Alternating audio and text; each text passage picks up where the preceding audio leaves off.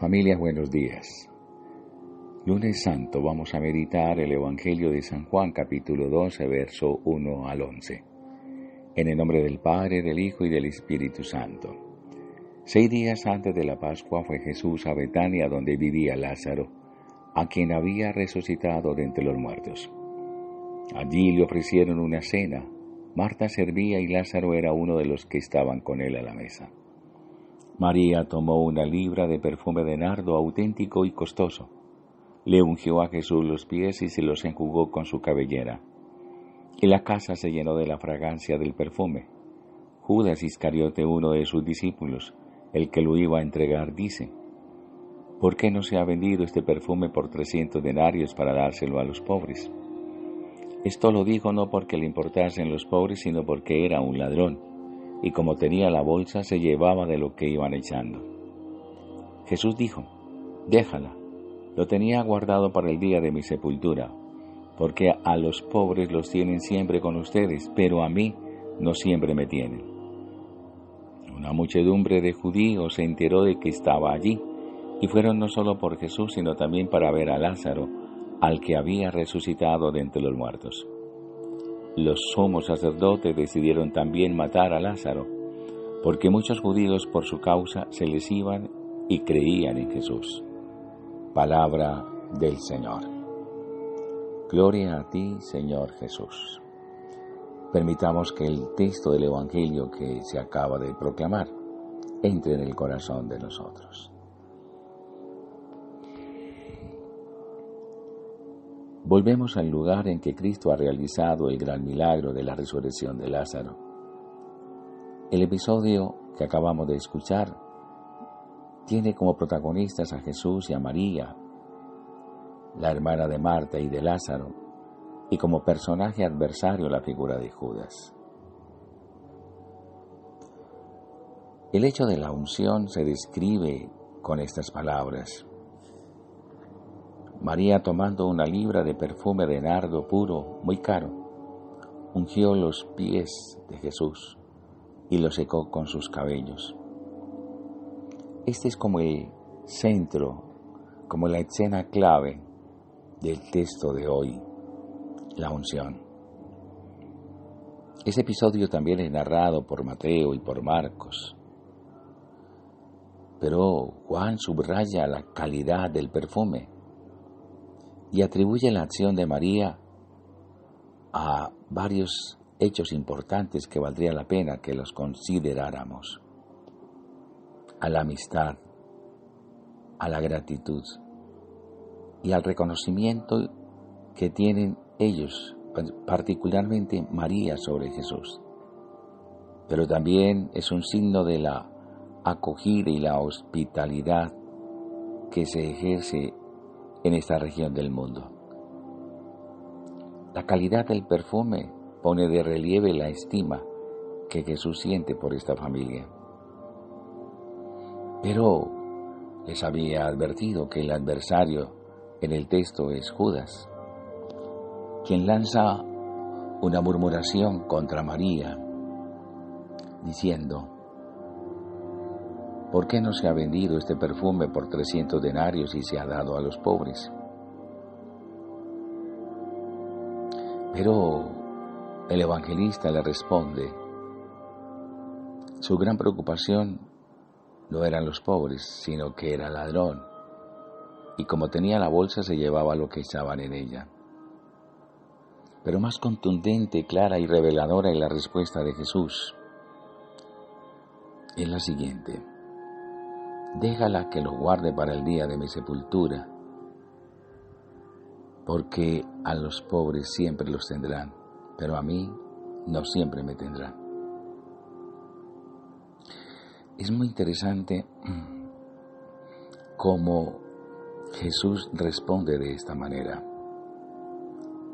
Se destaca aquí la referencia a la sepultura de Jesús, pero también hace alusión al tema de los pobres. María hace un regalo muy grande a Jesús, pero no para congraciarse con él, sino como reconocimiento a la amistad a la profunda relación de afecto que sentía por el Maestro. Ese reconocimiento y esa gratitud sale del corazón y de un alma generosa, noble y entregada. Ella entendió que el hecho fundamental estaba en esa acción hacia Jesús. Es clave en la vida esos tres signos: amistad, gratitud y reconocimiento. Esos elementos son claves a la hora de mi relación con Jesús. Solo preguntémonos: ¿Él es mi amigo? Yo soy amigo de Jesús. ¿Cómo es la gratitud que yo profeso por Jesús?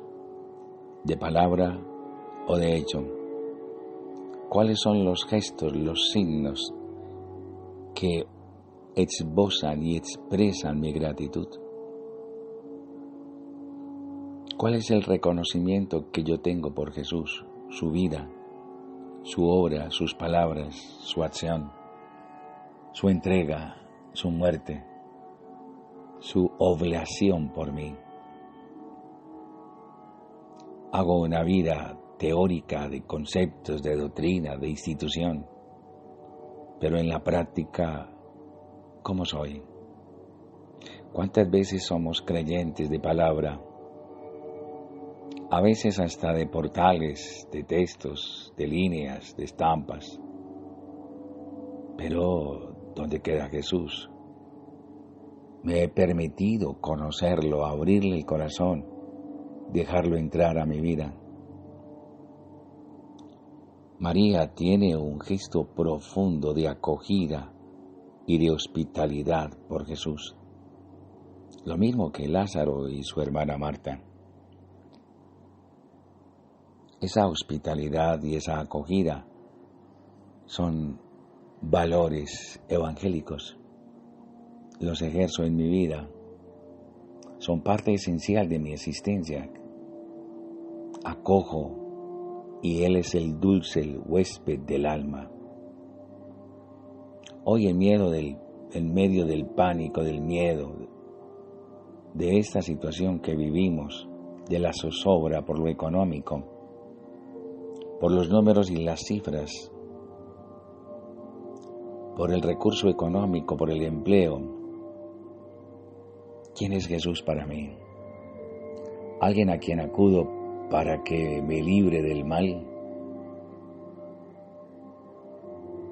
He sabido desentrañarlo a través de las redes y de los discursos o palabras que escucho. Todos los días leo mensajes, veo estampas, veo figuras, pero no es para hipnotizar ni adormecer el alma, es para despertar, como Jesús hizo despertar a los 12. A los pobres siempre los tendrán. ¿Qué significa esa expresión? Dios en la persona de Jesús no es un discurso sociológico, es una opción de vida, es una entrega de amor. Puedo ver los pobres y hacer demasiadas cosas por ellos, pero no necesariamente ser de Cristo. Puedo tener hasta muchas obras, puedo hasta dar recursos y distribuir mercados, pero no siempre en nombre de Cristo, en nombre de Jesús. La opción es que la acción caritativa se hace porque es Jesús quien la anima, la empuja, la proyecta, la dinamiza, y no al contrario.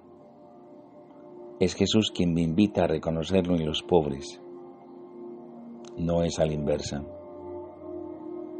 Por eso es contundente, y en el texto del Evangelio se silencia a Judas, no tiene palabras, solo un gesto final, y será en el momento de la cena, cuando sale y después entrega a Jesús. Lo puso en crisis, sí, como nos pone en crisis a nosotros cuando solo vemos el dinero, la utilidad, lo metálico, el usufructo, pero no a Jesús. Qué lección de vida tan enorme encontramos hoy en este lunes santo. Contundente y claro. ¿A qué estoy apegado?